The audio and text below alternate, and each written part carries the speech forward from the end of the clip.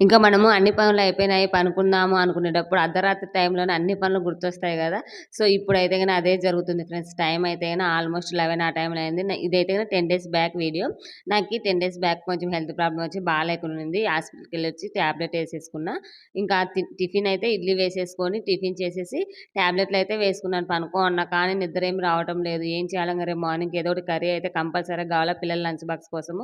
So, అందుకనేసి నాకు ఇది అయితే గిన చిక్కుడుగాయలున్నాయని గుర్తొచ్చింది. అసలు ఒలుచుకోలేదని గుర్తొచ్చిందనమాట. ఇంగ ఎమ్మటే లేచొచ్చేసి చిక్కుడుగాయలయితే ఒలుచుకుంటున్నాను. పక్కన మా వారైతే చూసారు కదా! టైం 11:30.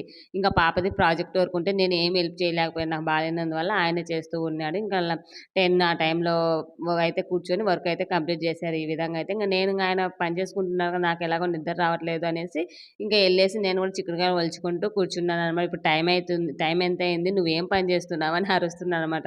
బాలేనిదామె బాలేనట్టే ఉండొచ్చు కదా! అని చెప్తున్నాడు. సో, మీరు కూడా ఇలా చేస్తారని నాతో షేర్ చేసుకో